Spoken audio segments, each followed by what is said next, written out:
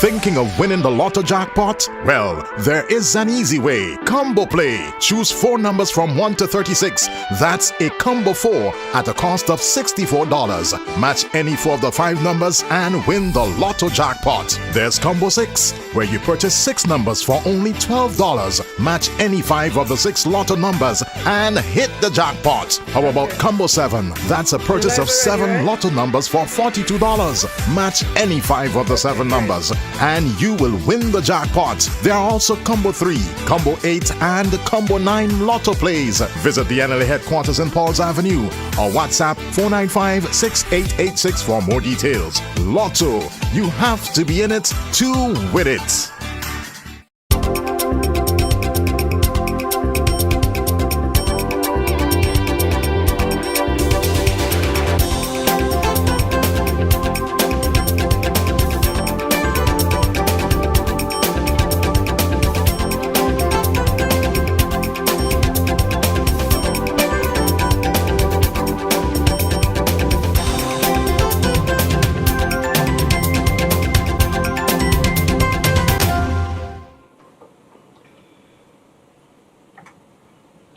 Good evening and welcome to this week's edition of Roundtable Talk.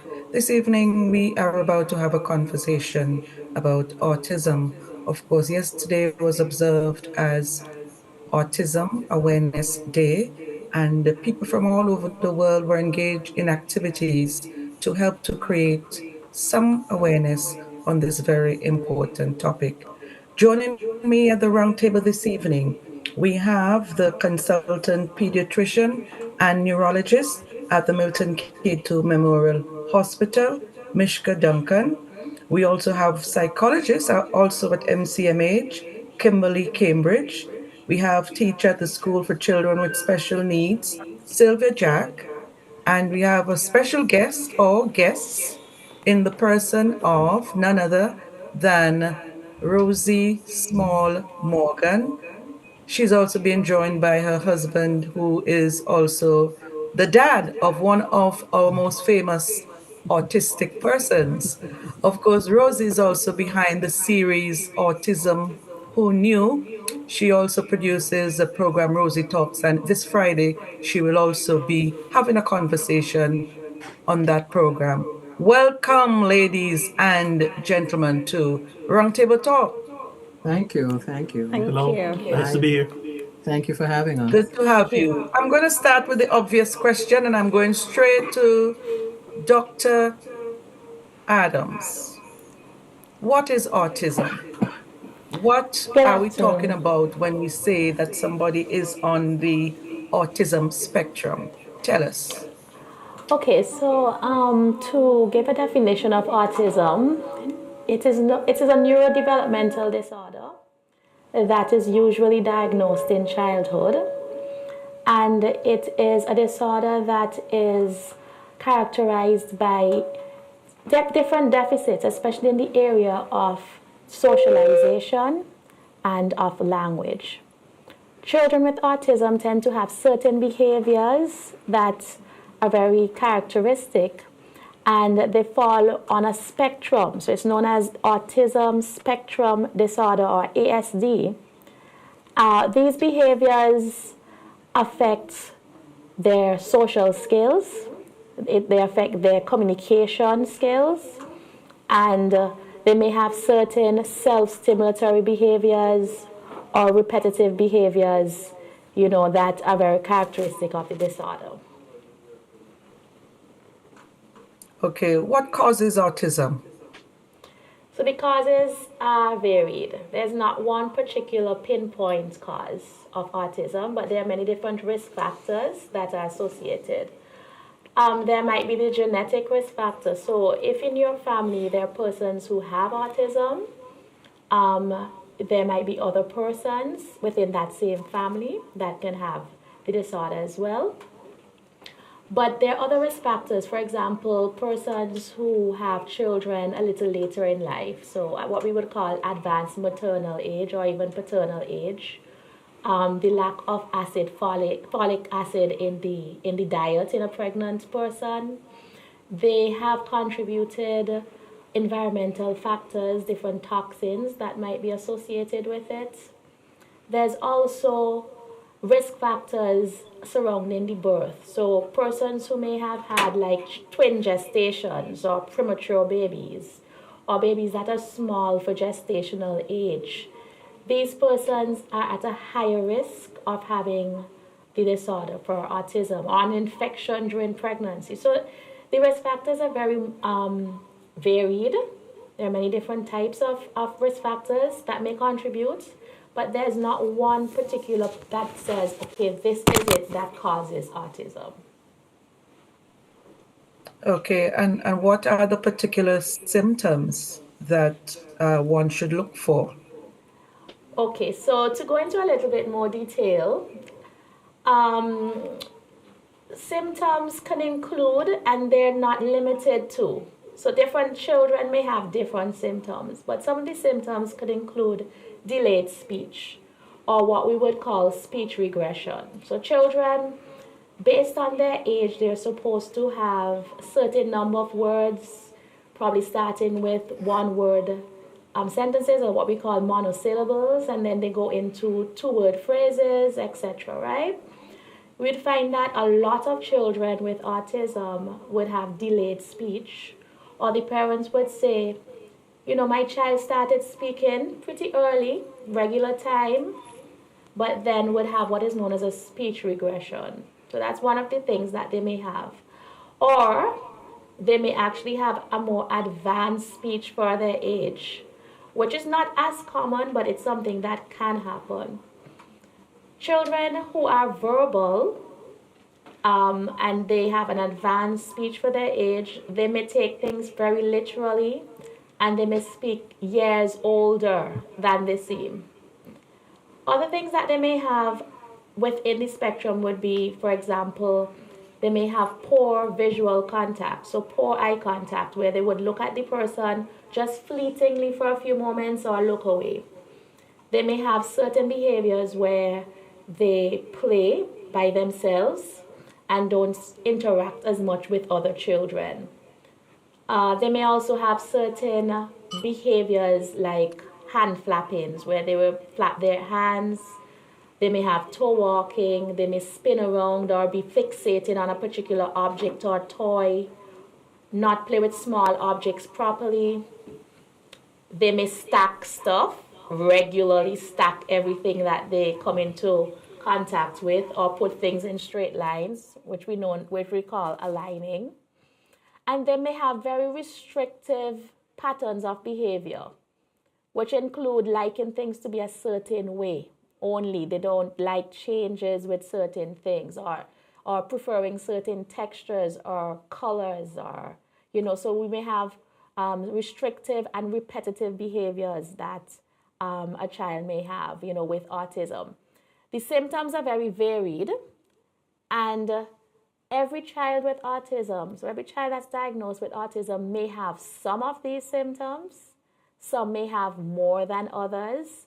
And, you know, the variety, it's a spectrum. So some persons may have mild behaviors, while others may have more severe behaviors that are suggestive of the disorder.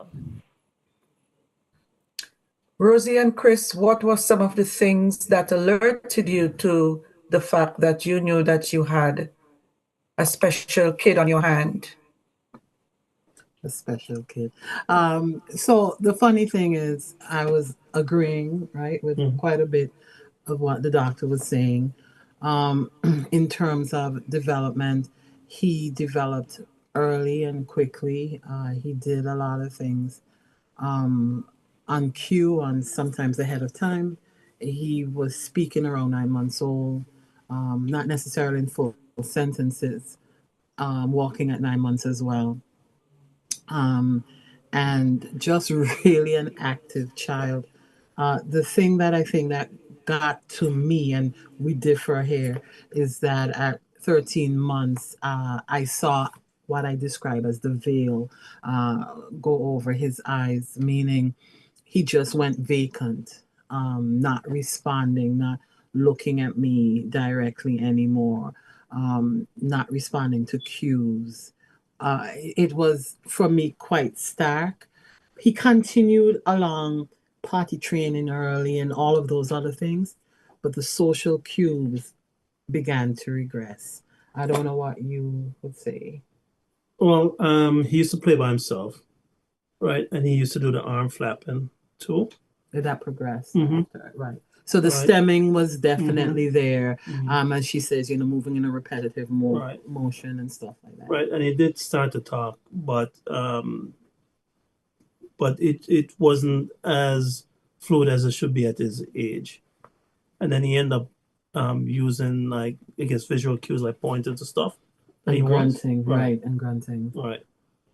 And then we then, so let me just back up as well as you were just asked that question. This was foreign to us in terms of we had heard of autism. I think I may have known someone, but it wasn't anyone close to me. Someone's going to come running by. I can't prevent certain things from happening. It's real life, okay? So I hear him behind me. Nonetheless, one of the things that we wanted to stop him from doing was grunting and us like accommodating him so that he wouldn't speak or use, some form of communication. So we had to quickly devise between and among us, including our daughter, where he would say a word to say what he wanted. Not that, because the grunting was just not going to work, because we knew he had speech, but he just became, pulled into his own world. So Right. He didn't use it. He didn't want to right. use it. So we really wanted to encourage him to, that's even before we had intervention. So we actually took him to a regular daycare. It was a Salvation Army daycare here in Long Island, and they were awesome. And when them having him around 3 or 4, about 4, Four. yeah, about 4, he was really hyperactive. I mean, ADHD to the max. And they were so patient with him, but then they're the one of the ones that confirmed, because I had the suspicion that he had autism, that they said to us, we think you should have him tested.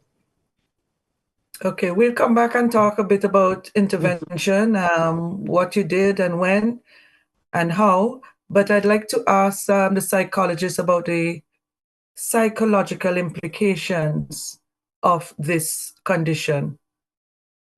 Kimberly? Yes, good afternoon. So, in terms of the psychological implications for having a child diagnosed on the spectrum, I know based on interactions that I've had with parents, a lot of the discussion centers around the loss of what they believe is them having a normal child, and I'm putting that in quotation marks. So there is some grief there based on the fact that parents have an idea of what they would like their child to be or how they'd like their child to grow up. And quite often for a lot of the parents as well, if they've had a previous child, if they've had children before, a lot of comparison goes on. And so I think for a lot of parents, there is loss, there is a lot of blame, and that can be quite problematic for new parents. That can be quite problematic for parents who are older. And so a lot of conversations tend to happen around, was there something more that I could have done? Was there something that I did not do correctly? And what can I do to help my child? How can I save my child?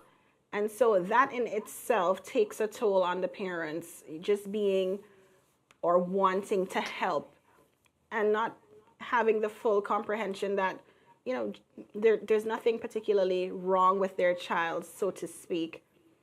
And it's just that you have to learn to accept and love your child in the way that they need to be loved, and that, it's just an adaptation.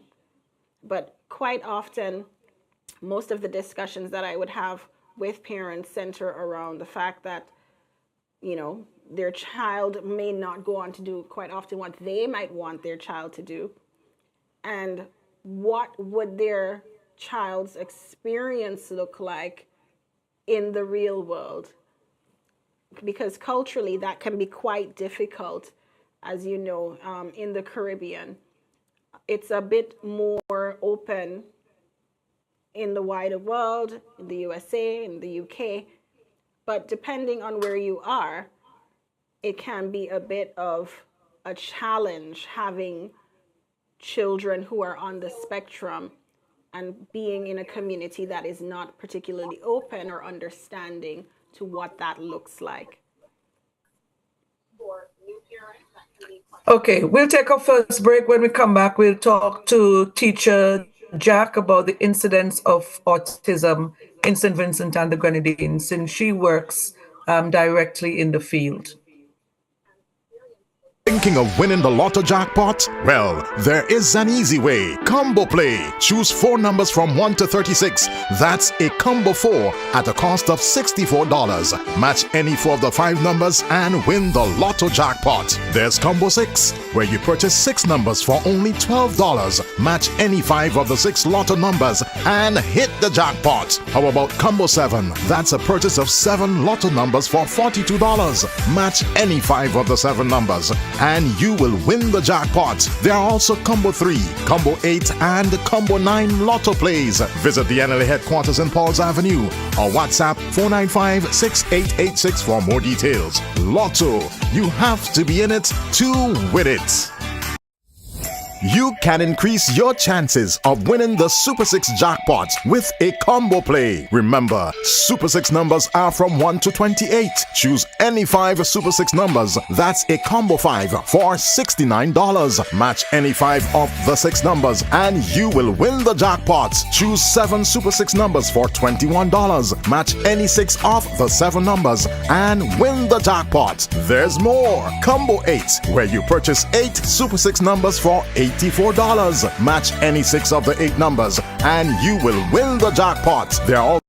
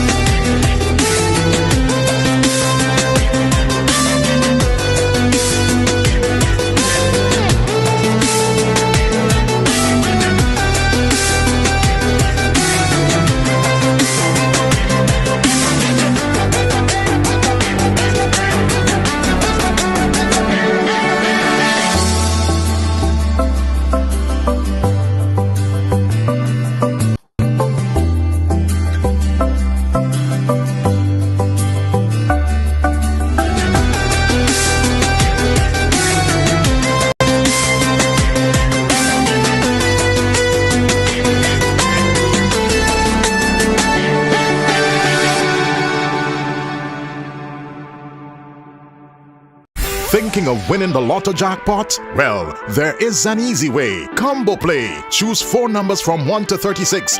That's a combo 4 at a cost of $64. Match any 4 of the 5 numbers and win the lotto jackpot. There's Combo 6, where you purchase 6 numbers for only $12. Match any 5 of the 6 lotto numbers and hit the jackpot. How about Combo 7? That's a purchase of 7 lotto numbers for $42. Match any 5 of the 7 numbers and you will win the jackpot. There are also Combo 3, Combo 8, and Combo 9 lotto plays. Visit the NLA headquarters in Pauls Avenue or WhatsApp 495-6886 for more details. Lotto, you have to be in it to win it.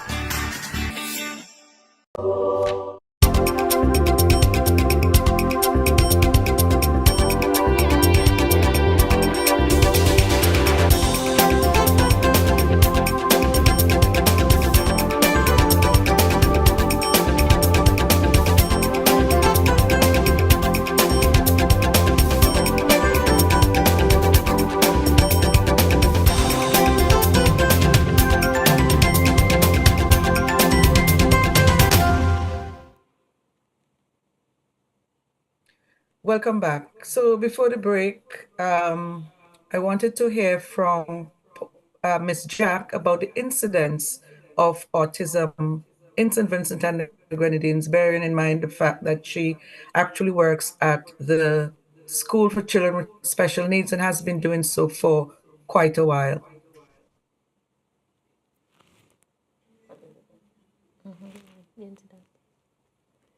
Well, we know in St. Vincent we do not have definite figures, but as my other friends, colleagues here are saying, there has been an increase, of course, in the figures.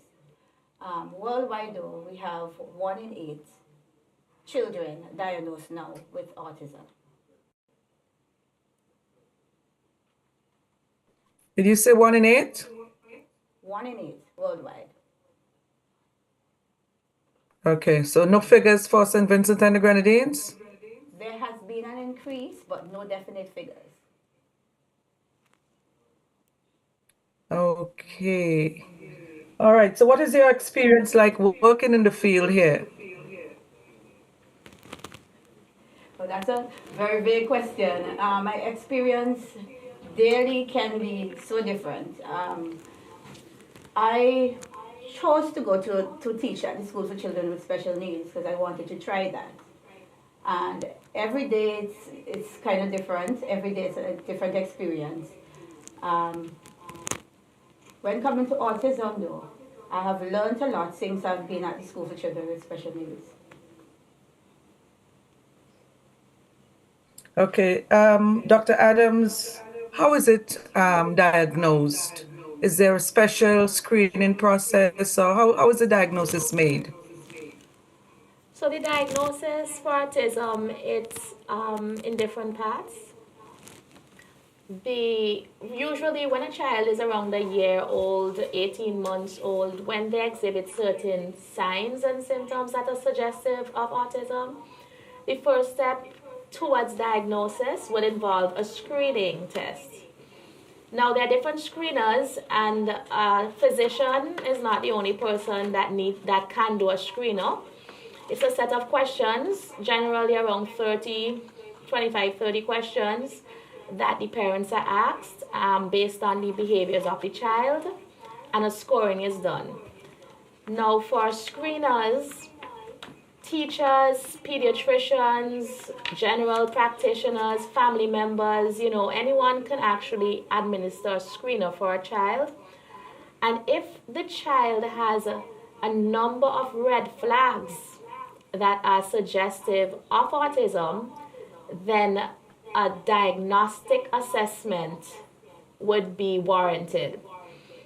Persons who are capable of doing a diagnostic assessment would include, and not limited to, but you have to have training, a pediatric neurologist, a clinical psychologist, a neuropsychologist, among others. But generally, you have to have a level of training to be able to do the diagnosis.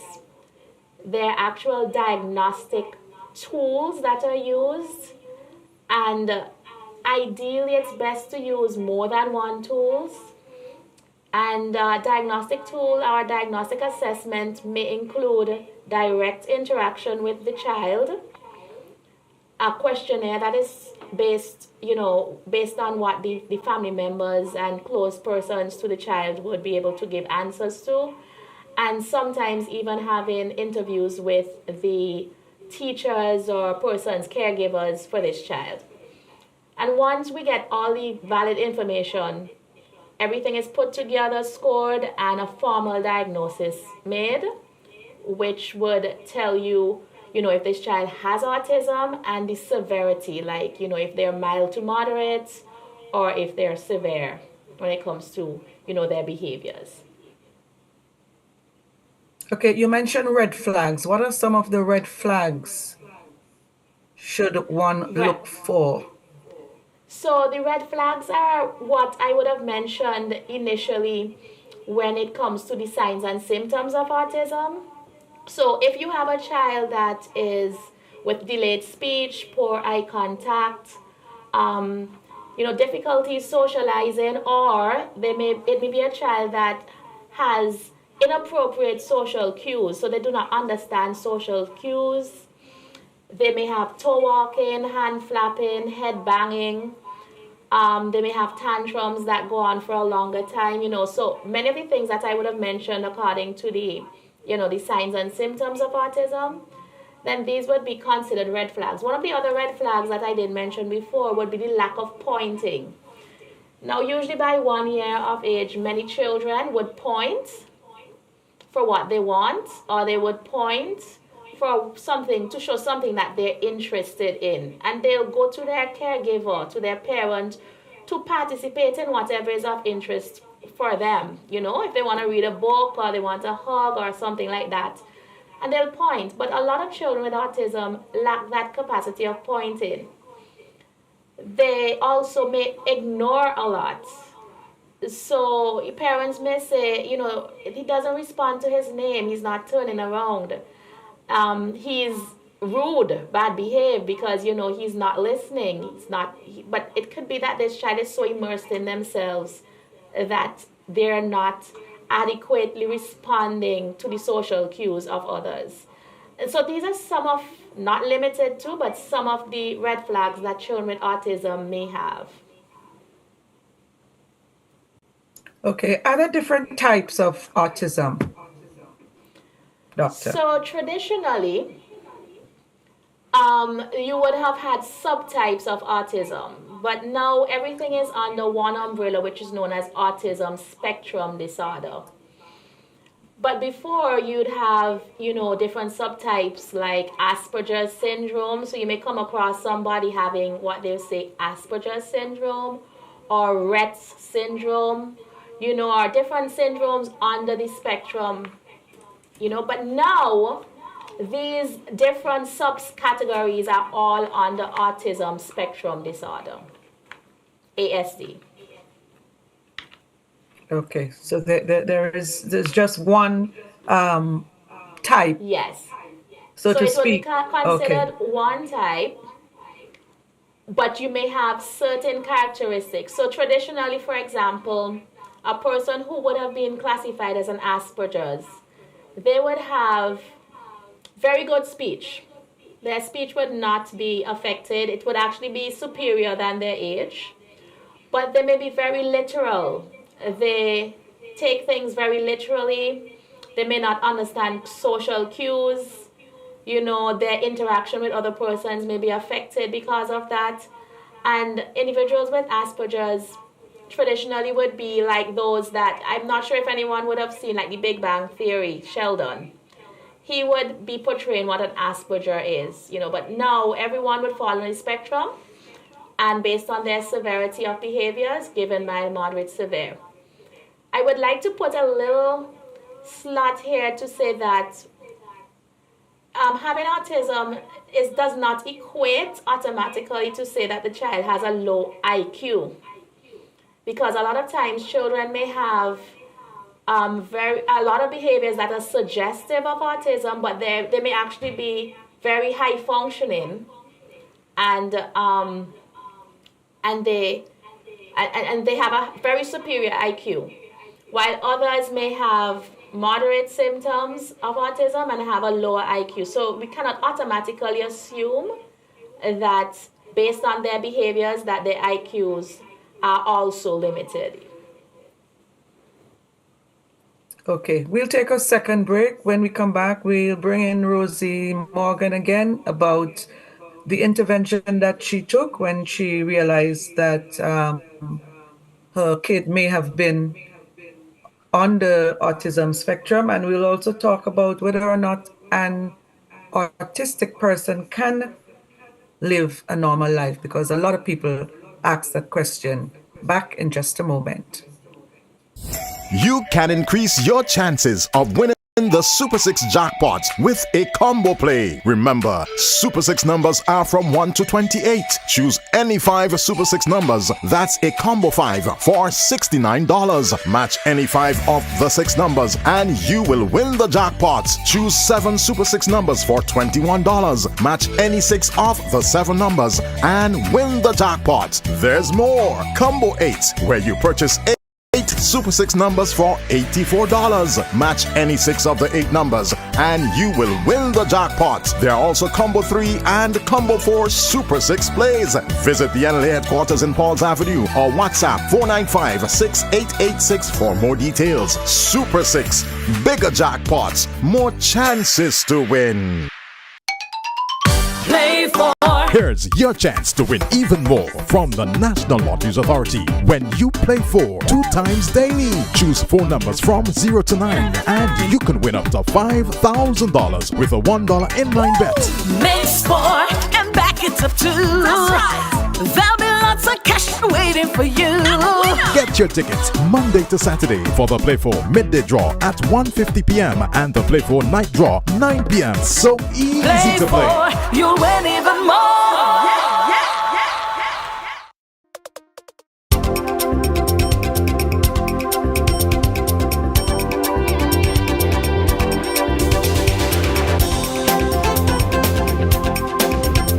I've lost video. I don't know why.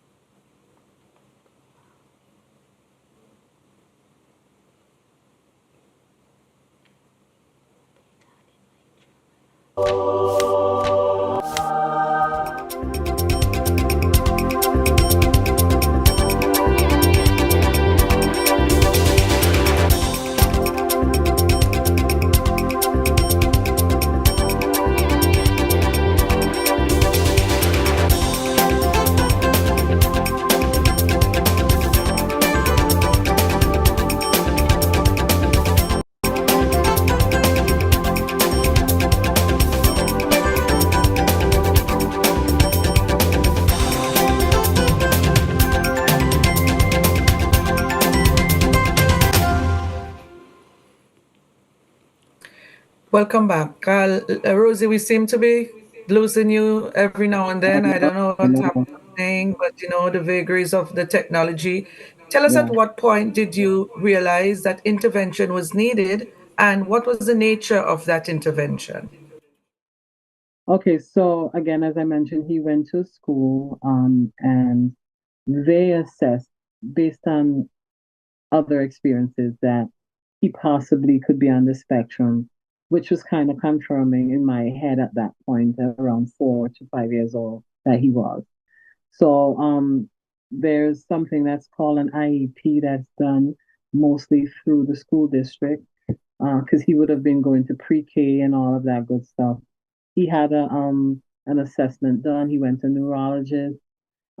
He also had other basic tests that they did.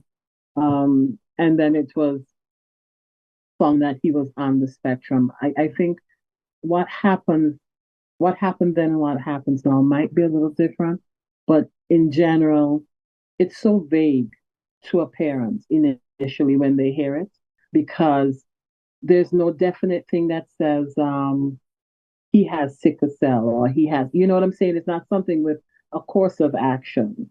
You then are left to figure out, and this is 20, well, no, he's 22, so maybe 18 years ago or something. We were then left to figure out how we're going to navigate getting him services. So here in we're out here in Long Island, in New York, and the school itself that they put him in had quite a few speech, like speech therapy. He did not need physical therapy, but he did need occupational therapy. And trying to get him to, follow cues. And I want to just pull one memory that I had. When they were doing one of the tests for speech, I said I hadn't heard him call me mommy in maybe 4.5 years, okay, or maybe 4 years. And I said to the lady jokingly, I'll give you $20 if you can get him to call me mommy. And she did. I remember her saying Zane, and she slammed her hand on the desk and he jumped and she said, say mommy. And he goes, mommy. And he looked at me and I jumped because I couldn't believe that he had it in him. We learned then there were different techniques and tricks to kind of get him to be pulled out of that world or his shell, so to speak. And still also at the same time he was hyperactive. So we had to see a neurologist, to see how we could possibly talk about medication and all of that sort of stuff. So it was really a feeling in the dark. And then for us as well at home, we were not getting any support at that point. We didn't get any support systems until he was 12. So I'm talking at home. So we had to come and formulate our own behavioral plan. And when we later on spoke with different people who came in, like a parent coordinator and all of that, they said they couldn't believe what we had implemented, but it was survival in order to get him to conform and recognize that we had to just keep redirecting him and getting him into a schedule to do certain things so he could conform to a certain degree. Okay, I want to talk about resources that are available locally. So maybe Dr. Adams or Ms. Cambridge can talk to what are the resources that are available for the autistic in St. Vincent and Grenadines. So, for what I know, I believe that the School for Children with Special Needs definitely would be my go-to in terms of finding out information about how best to support children with autism. There is the St. Vincent Autism Society, a little bit defunct at the moment, but definitely a resource for parents of children who are autistic. What I do know we used to do, and that consisted of Dr. Adams and myself, we would have meetings with parents monthly, parents of children who are on the spectrum, to kind of help them cope with some of the questions that they were having, some of the concerns that they had, and we would provide as much help as we could. So the St. Vincent Autism Society, that is, I know, going to be relaunched sometime later this year. Dr. Duncan Adams, can you pick up here? What do you think? With regards to resources that are available for children with autism, we also have a speech language pathologist on island, Ms. Cambridge, who is very valuable. So we're talking about Ms. Cambridge, our psychologist. She also has training in speech language pathology and behavioral therapy, especially cognitive behavioral therapy, which is part of her psychology training. So she has been very fundamental in helping children with therapies. She has been doing speech therapy and some behavioral therapy based on certain self-stimulatory behaviors and so on. If children with autism have comorbid conditions, like for example, attention deficit hyperactivity disorder, or other comorbid conditions which can happen based on the severity, they may receive treatments and other therapies, behavioral therapies and so on, either through myself or other psychologists on island. Educationally, when it comes to what's available for children, besides the School for Children with Special Needs, it all depends on the level of, if they're high functioning or not, and how severe their behaviors are. So if they have severe autism as opposed to if they have mild to moderate autism. Children who are on the spectrum, they may be able to integrate fully well within what we would consider mainstream, going to a regular primary school, secondary school, even university without any form of formal support. But they may have to have a slight restructuring on, what they can do within the classroom. Others may need to have, someone there with them to assist. Now, the Ministry of Education is moving towards integration of children on the spectrum within mainstream. I don't think we're 100% there yet, but we're heading towards that. And they're piloting this in Beckway, and there are other pilot studies that are going on right now in St. Vincent when it comes to being able to address, like speech therapy within the school system and all of that. So we're working it. We're still miles away from where we would like it to be, but little by little, I think that we can get there.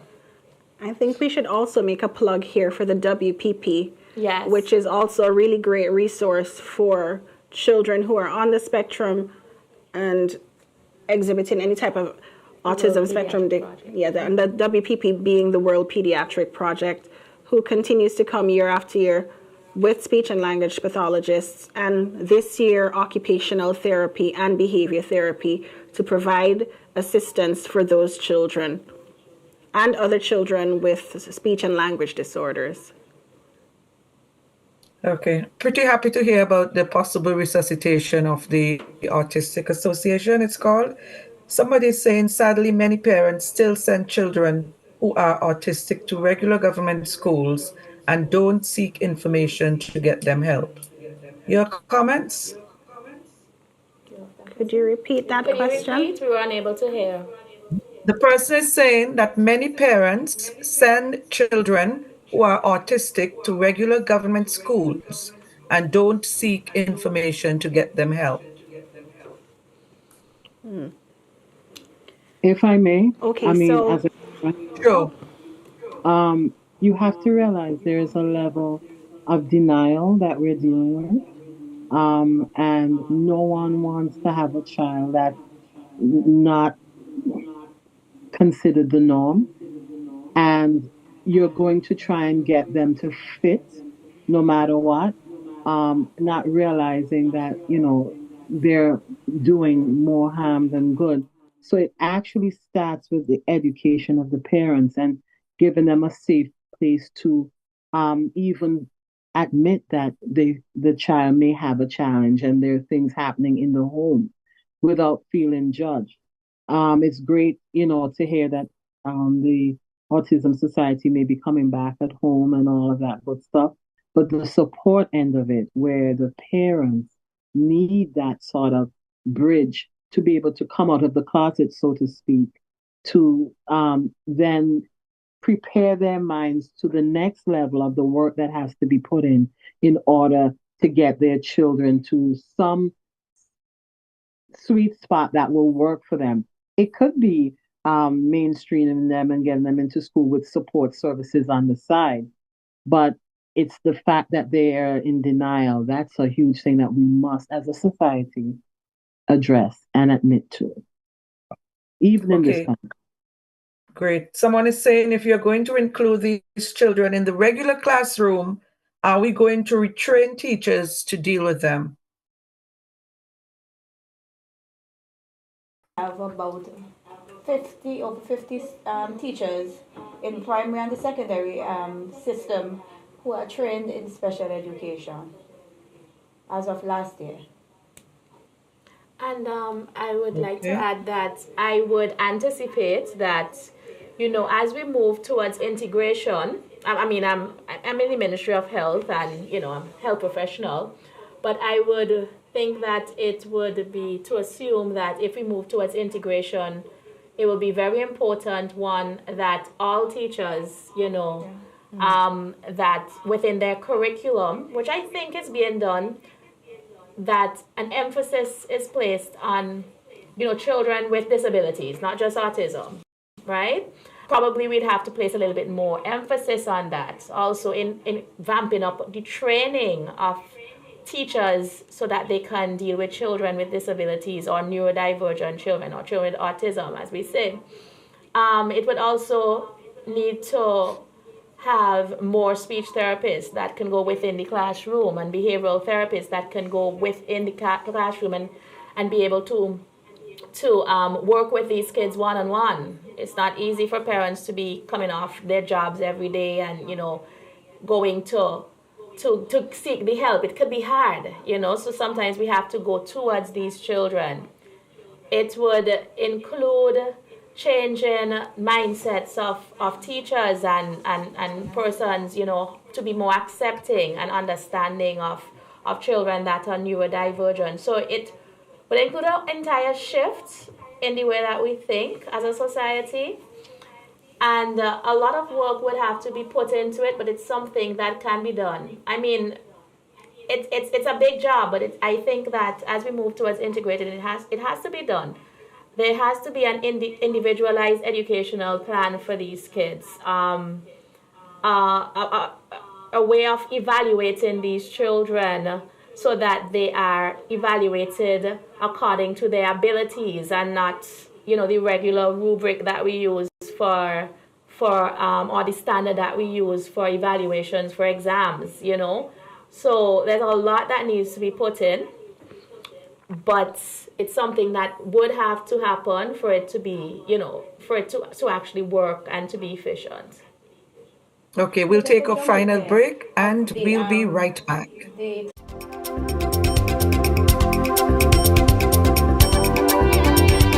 Thinking of winning the lotto jackpot? Well, there is an easy way. Combo Play. Choose 4 numbers from 1 to 36.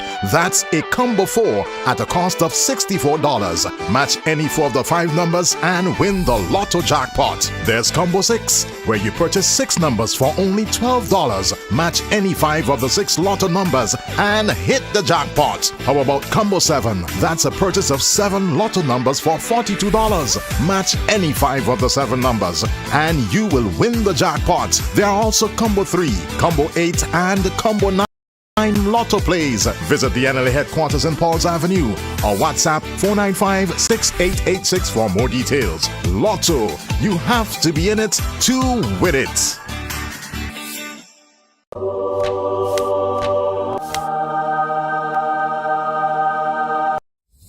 You can increase your chances of winning the Super 6 jackpot with a combo play. Remember, Super 6 numbers are from 1 to 28. Choose any 5 Super 6 numbers. That's a combo 5 for $69. Match any 5 of the 6 numbers and you will win the jackpot. Choose 7 Super 6 numbers for $21. Match any 6 of the 7 numbers and win the jackpot. There's more. Combo 8, where you purchase 8 Super 6 numbers for $84. Match any 6 of the 8 numbers and you will win the jackpot. There are also Combo 3 and Combo 4 Super 6 plays. Visit the NLA headquarters in Pauls Avenue or WhatsApp 495-6886 for more details. Super 6, bigger jackpots, more chances to win.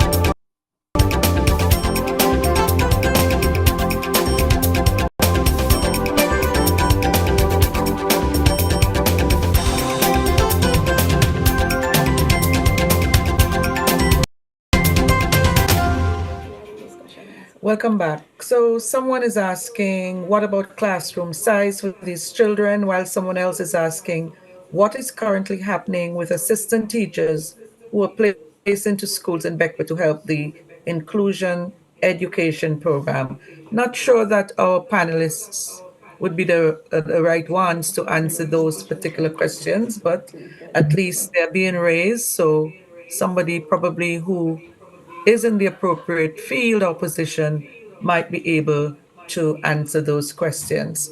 Can an autistic person live a normal life? A question that is being asked. Rosie? Definitely, I want to believe that a person with autism can live a normal life, given that that person has the correct support and the correct support system, not only at the school level, the health level, but also with the family. Can I chip in here? Sure. So the question would be, what would be considered normal? What is the definition of normal? Because a child with autism does not have an abnormal life. Um, they can get to the best of their potential. Whatever that potential is, we need to harness it. So, two children with autism may have different potentials. And a lot of times, we as a society, which includes parents, teachers, persons who are in contact with children who are neurodivergent, we fail to realize that they have a lot of potential, and we do not let them be able to express themselves fully. So what is a normal life for an autistic child? Whatever their potential is, once they can reach to the best of that potential, that will be considered a normal life for that person. I think we have to adjust the way that we see children with autism or children that are neurodivergent, and we have to accept them as they are. Know that there's some behaviors that we may be able to work with to improve. We may be able to improve their language skill sets to the best of their ability, but it doesn't necessarily mean that it would be what our expectations are. So we have to keep the expectation realistic, and we work with the child to bring out and harness whatever that ability is that that child has, and we accept the child as who they are. And I think, Rosie, it's a good time to bring you in on that. You have raised a successful adult, in my view. I thank you for that compliment.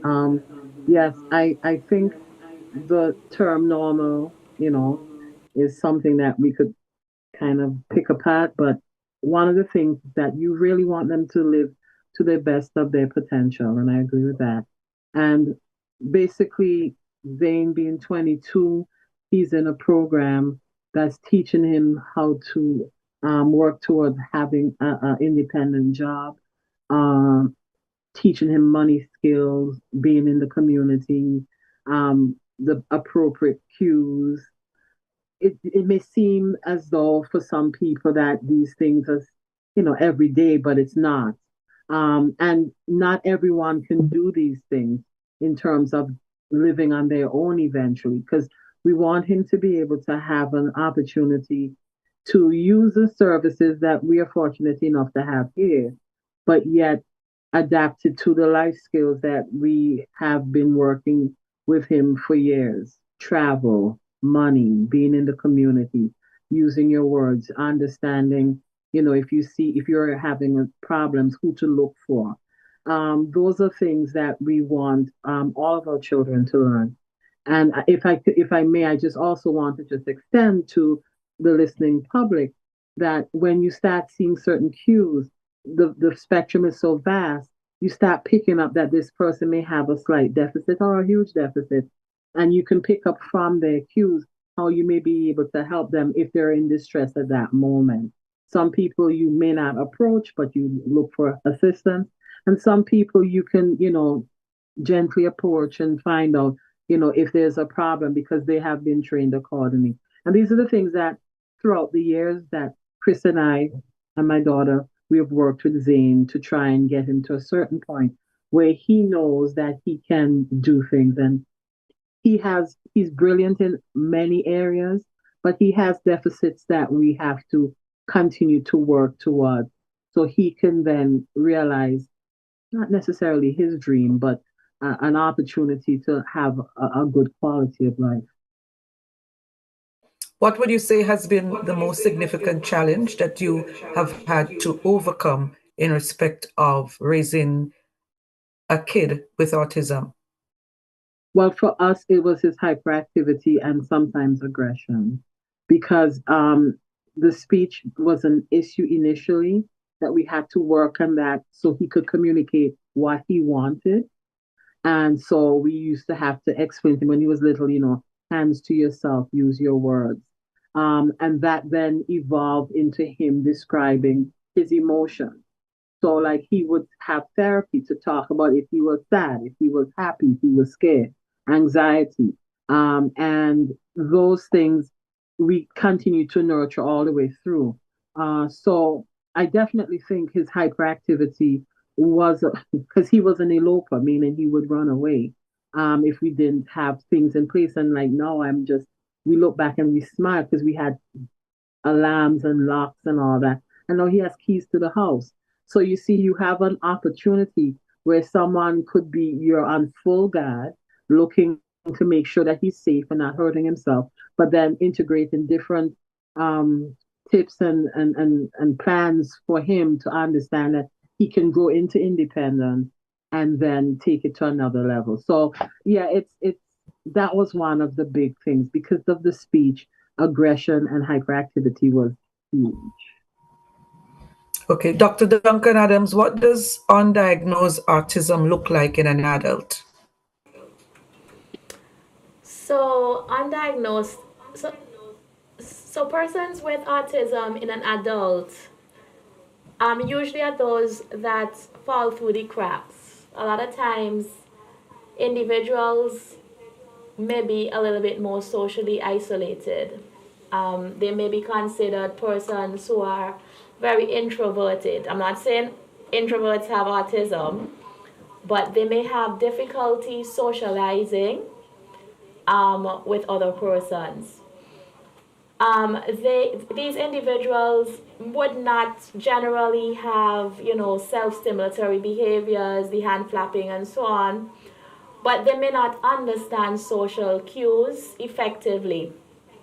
They may have issues when it comes to dealing with emotion. So they may exhibit certain levels of emotional dysregulation, based on the situation.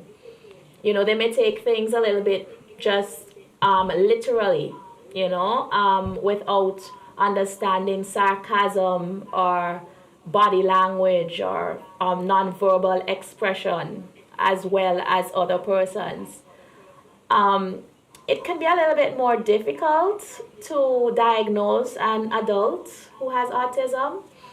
And a lot of times persons who have autism as adults and they fell through the cracks of the diagnosis from early, especially if they're high functioning and they may have more subtle social skills that are affected.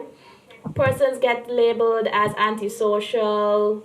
They may get labeled as rude or, like persons who are insolent, as we say, in St. Vincent, persons who would speak their minds and just say things as literal as it is. And, we may classify them as a certain category of individuals. And really and truly, it might just be lack of diagnosis. I'd like to say that a few years ago, when I had just come back to St. Vincent and we were trying to raise a little bit of awareness when it came to autism, and we had an outreach under the post office. We put out flyers, we put up videos with respect to what to look out for, what are some red flags. And I could remember a young man coming up to me after he read one of the flyers, and he said to me, "This is me." Like, he was like, "I'm like this person that's on this little flyer that you're talking about. This was me growing up." And persons would say, you're not answering, you're ignoring, you're not this. And he saw so much of himself when we rose awareness without knowing that he might have been somebody on the spectrum. So it could be more subtle, much more difficult to diagnose, but that's just a hint of what it may look like. Okay, so before we go, if someone suspects that they may have a child who is autistic, what should be their next move? Okay, so the referral pathway within St. Vincent. Now, if a parent suspects or a teacher, caregiver suspects, well, obviously if the teacher suspects, speaking to the parents, getting the okay. they can start off either by going to the district medical officer and get a referral, or their private pediatrician, for example, or their private doctor, for example, and get a referral to have an assessment. Remember, I mentioned before that you do not have to be a specialist to be able to do a screener. There are screeners that are available online, like for example the MChat. It's a good screener for a young child, and it's available for the use for early childhood educators, parents. You can actually do a screen of pediatricians, doctors, nurses when they do their well child clinic, and we check developmental milestones. So that can be done, and if persons show certain flags, then the next step would be to get a formal assessment. Well, I generally would do formal assessments, and I think clinical psychologists as well. We have 2 official ones in the country that are capable of doing clinical assessments for autism. Once an assessment is done, a report is generated, and that helps a lot when it comes to especially going into the school setting, Ministry of Education, and knowing how is this child going to be placed, what's the plan forward. That's not my forte area because I'm not in education, but that's the way it's supposed to be. Now, if the child has specific needs, based on the needs and what we have available, the child may need speech language therapy, they may need behavioral therapy, they may need other assessments for comorbid conditions, associated conditions, and so on. But once suspected, the takeaway point is this: please take the child to a child care provider, preferably a pediatrician, or pediatric neurologist, and have them assessed if you or at least screened if this is a suspicion. There are other entities that are similar to autism. So every child with speech delay does not have autism. Sometimes a child with speech delay may have a speech deficit, or they may have the delay or certain behaviors because of a lack of stimulation, or because of excessive use of a device too early in life, So, but once you suspect that this child may be not developing, the way they should in their speech communication, their milestones, then they need to see a health provider and get them, screened and assessed if needed. Okay, and before we go, Rosie, what words of advice or wisdom would you care to share with anyone who may be raising an autistic child at the moment? Definitely not to give up. Find people who are maybe in similar situations. Form like a support group where not only are you getting the services that you can get at home or even up here, but you want to be able to create and formulate a plan for that child, because protecting them and hiding them or even staying in denial doesn't work, because that child is going to continue growing and they need that intervention. So early intervention is key. If you find that you are surrounded by, let's say, as they're saying, like a healthcare provider, someone who's like a speech pathologist or behavioral therapist, someone who can give you some tips, follow through with it. And another important thing that we found is we spoke the same language with Zane, and I'm using that phrase not only at home, but at school and wherever he was. So there was continuity. Consistency is key in terms of what you're going to do in order to help that child progress and develop to their greatest potential. And also give yourself a little, leeway, because sometimes we get so uptight and edgy and embarrassed that, we then start putting that on the child. Sometimes you may have to kind of separate from people who are negative and focus on what your plan is. and get, surround yourself with people who can support you and guide you through. It's a challenging journey, but not an impossible one. So I just really do wish them perseverance and, faith. Just keep going, one foot after the next. That's the best I could tell you. Great. Thank you very much, ladies. Roseanne Small Morgan. Everybody knows her as Rosie. Thank you very much, Dr. Mishka Duncan Adams. Thank you very much, Kimberly Cambridge. And thank you very much, Sylvia Jack. That's our program for today. So glad that you could join us. Join us again next week, Wednesday, when we'll have another edition of Roundtable Talk for you. Do enjoy the rest of your Wednesday. Thank Goodbye. you. Bye-bye.